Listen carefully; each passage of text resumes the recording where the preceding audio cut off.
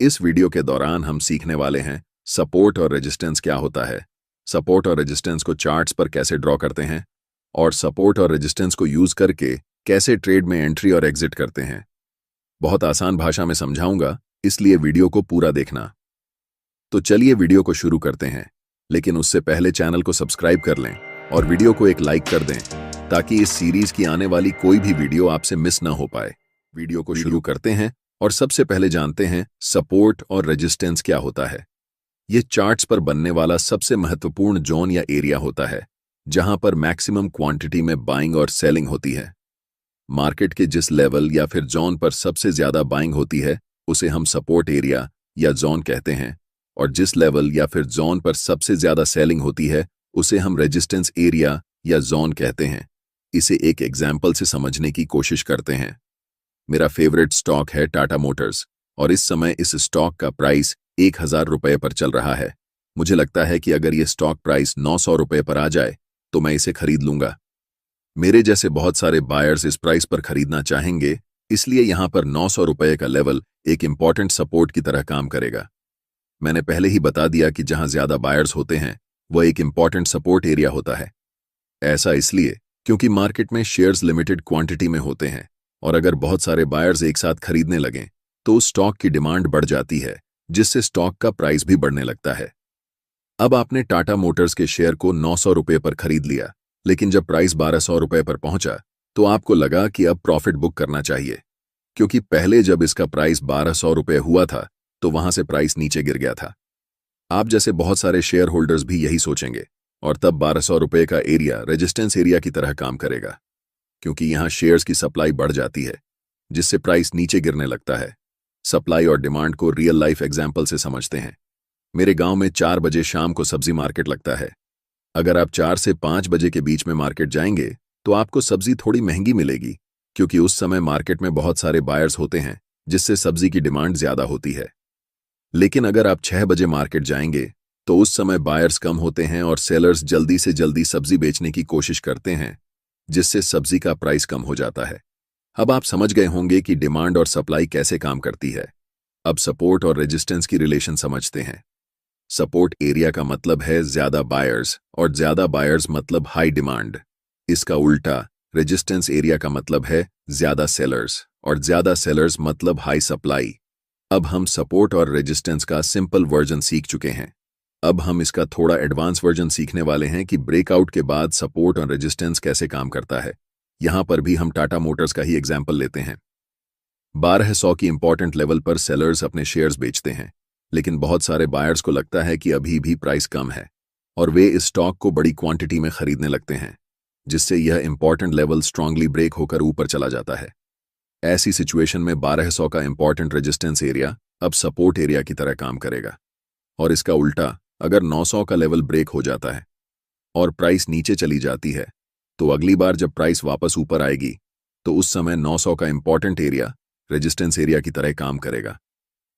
अब हम सपोर्ट और रेजिस्टेंस एरिया को लाइव चार्ट पर ड्रॉ करके दिखाते हैं। सपोर्ट और रेजिस्टेंस एरिया को लाइव चार्ट पर कैसे ड्रॉ करते हैं।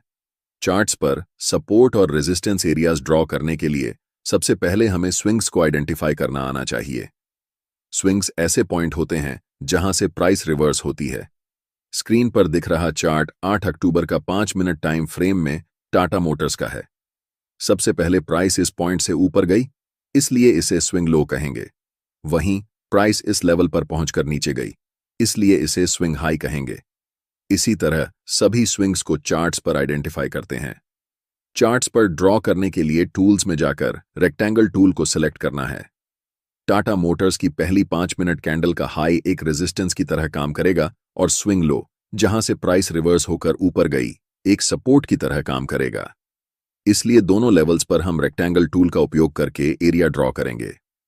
थोड़ी देर प्राइस ऊपर जाने के बाद इस स्विंग पॉइंट से प्राइस नीचे गई, इसलिए यहां पर हम एक रेजिस्टेंस लाइन ड्रॉ करेंगे। आगे प्राइस इस रेजिस्टेंस को ब्रेक करके ऊपर निकल गई। अब ध्यान देने वाली बात यह है कि यहां पर ब्रेकआउट हो चुका है, इसलिए जो लेवल पहले रेजिस्टेंस का काम कर रहा था अब वह सपोर्ट का काम करेगा। आगे प्राइस 3 बार इस सपोर्ट एरिया पर आकर वापस ऊपर गई। यह होती है एक इंपॉर्टेंट सपोर्ट और रेजिस्टेंस लेवल की पावर। सबसे ऊपर वाले रेजिस्टेंस एरिया को प्राइस रिस्पेक्ट करके नीचे आती है। जब प्राइस वापस नीचे आई तो इसी इंपॉर्टेंट सपोर्ट एरिया से प्राइस फिर ऊपर गई। अंततः जब प्राइस सबसे ऊपर वाले रेजिस्टेंस लेवल को ब्रेक करती है, इस सिचुएशन में यह रेजिस्टेंस लेवल अब सपोर्ट की तरह काम करेगा। अब आप सपोर्ट और रेजिस्टेंस एरिया को चार्ट्स पर ड्रॉ करना अच्छे से सीख चुके हैं। अब हम सीखेंगे कि कैसे सपोर्ट और रेजिस्टेंस एरिया का इस्तेमाल करके ट्रेड में एंट्री और एग्जिट करते हैं। इस चार्ट में हमने 5 मिनट टाइम फ्रेम में सपोर्ट और रेजिस्टेंस को ड्रॉ किया है, इसलिए ट्रेड लेने के लिए हम लोअर टाइम फ्रेम का इस्तेमाल करेंगे। इस सिचुएशन में हम 3 मिनट या 1 मिनट टाइम फ्रेम में एंट्री करने के लिए हमें कैंडलस्टिक पैटर्न का खास ध्यान रखना है। अभी तक हमने आपको कैंडलस्टिक पैटर्न के बारे में नहीं बताया है, लेकिन आने वाले वीडियो में हम सभी कैंडलस्टिक पैटर्न्स को डिटेल में समझाएंगे। अभी के लिए हम 2 कैंडलस्टिक पैटर्न्स को समझते हैं। पहला हैमर कैंडलस्टिक पैटर्न और दूसरा बुलिश एंगल्फिंग पैटर्न है। ये दोनों कैंडलस्टिक पैटर्न्स अगर सपोर्ट एरिया में बनते हैं तो यह संकेत देते हैं कि प्राइस अब यहां से ऊपर जाएगी, और इसका जस्ट ऑपोजिट इन्वर्टेड हैमर और बेरिश एंगल्फिंग कैंडलस्टिक पैटर्न्स अगर रेजिस्टेंस एरिया में बनते हैं तो यह संकेत देते हैं कि प्राइस अब यहां से नीचे जाएगी। इन चारों कैंडलस्टिक्स को अभी के लिए याद रखें। आने वाले वीडियो में हम इन सभी कैंडल्स को डिटेल में डिस्कस करेंगे, तो चिंता करने की कोई बात नहीं है। अब हम पहले 2 कैंडलस्टिक पैटर्न्स यानी हैमर और बुलिश एंगल्फिंग को सपोर्ट एरिया में खोजते हैं। पहले यह एरिया एक रेजिस्टेंस था, लेकिन ब्रेकआउट के बाद यह सपोर्ट बन चुका है। इस सपोर्ट एरिया में हमें हैमर कैंडलस्टिक दिखाई दे रहा है। ट्रेड में एंट्री करने के लिए हम हैमर कैंडलस्टिक की हाई को मार्क करेंगे। जब नेक्स्ट कैंडल इस लाइन को ब्रेक करेगी तो हम ट्रेड में बाय पोजीशन में एंट्री करेंगे। हमारा स्टॉप लॉस हैमर कैंडल की लो या सपोर्ट एरिया में से जो ज्यादा नीचे होगा वह रहेगा। हमारा पहला टारगेट नियरेस्ट रेजिस्टेंस लेवल होगा। दूसरी बार जब प्राइस सपोर्ट एरिया में आती है तो यह एक स्ट्रॉन्ग बुलिश कैंडल बनती है। यहां भी ट्रेड में एंट्री के लिए इस कैंडल की हाई को मार्क करेंगे।